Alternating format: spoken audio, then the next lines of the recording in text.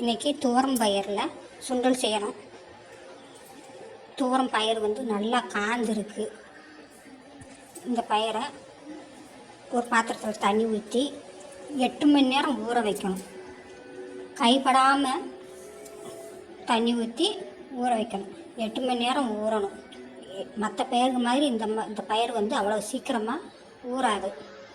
8 மணி நேரம் நல்லா ஊறின பிறகு தண்ணியை கழுவி கீழே ஊற்றிட்டு அந்த பயிரை எடுத்து ஒரு துணியில் நல்லா கட்டி முளை கட்டி வைக்கணும். மற்ற பயிருக்கு மாதிரி இது அவ்வளோ சீக்கிரம் முளைக்காது. இது வந்து 7-8 மணி நேரம் முளைக்க விட்டுருக்கணும். முளைக்க விட்ட பிறகு நம்ம அதை எடுக்கணும். அதனால் அதை வந்து நல்லா இறுக்கமாக கட்டணும். இறுக்கமாக கட்டி ஒரு பாத்திரத்தில் வச்சு மூடி வச்சிடணும். மூடி வச்சா தான் இது முளைக்கும். மற்ற பயிருக்கு மாதிரி அவ்வளோ சீக்கிரமும் இது முளைக்காது. லேசாகத்தான் முளைச்சிருக்கும். இந்த பயிரில் வந்து அவ்வளோ ஒரு நன்மை இருக்குது. சத்துக்கள் வந்து நிறையா இருக்குது. வாரத்துக்கு 2 நாள் இதை வந்து சுண்டல் செஞ்சு சாப்பிட்டா உடம்புக்கு ரொம்ப நல்லது. இப்போ வந்து அந்த முளைக்கட்டின பயிரை எடுத்து அவுத்து பார்த்தோம்னா லேசாகத்தையும் முளைச்சிருக்கும். எவ்வளோ நேரம் 8 மணி நேரம் கட்டி வச்சுருக்கோமே, முளைக்கிறது வந்து இவ்வளோ தான் முளைச்சிருக்கும். முளைக்கட்டின பயிரை அவிச்சு சாப்பிட்டா அவ்வளோ ஒரு ருசியாக இருக்கும். முளைக்கட்டாமல் சாப்பிட்டா அது ஒரு ருசி. முளைக்கட்டி வச்சு சாப்பிட்றது அது ஒரு தனி சுவை கொடுக்கும். இப்போ இந்த பயிரை ஒரு குக்கரில் தண்ணி ஊற்றி ஒரு 5-6 விசில் வர்ற வரைக்கும் நல்லா வேக வைக்கணும்.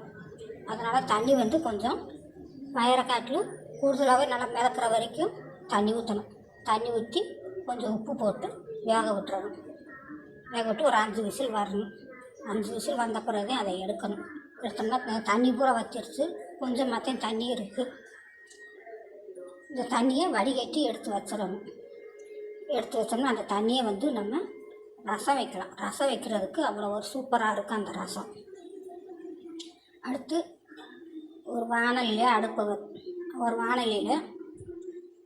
அடுப்பில் வச்சு எண்ணெய் ஊற்றி அதில் ஒரு ஸ்பூன் கடுகு பருப்பு போட்டு நல்லா பொரிய விடணும்.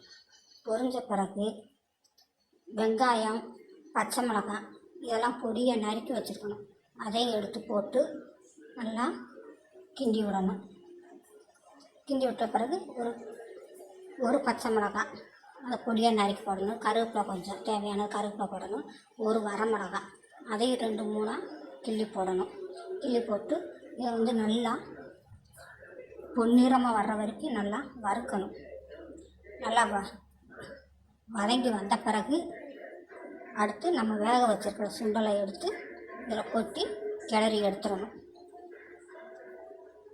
கிளறி எடுத்த பிறகு தேங்காய் பூ, நமக்கு தேவையான அளவு தேங்காய் பூ போட்டு சூட்டோட அந்த அடுப்பில் இருக்க லேமு போட்டு கிளறி எடுத்துட்டோம்னா சாப்பிட்றதுக்கு அவ்வளோ ஒரு ருசியாக இருக்கும்.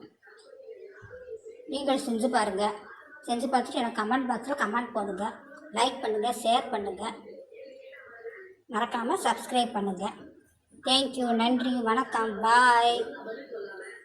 சுவையான துவரம் சுண்டல் ரெடி.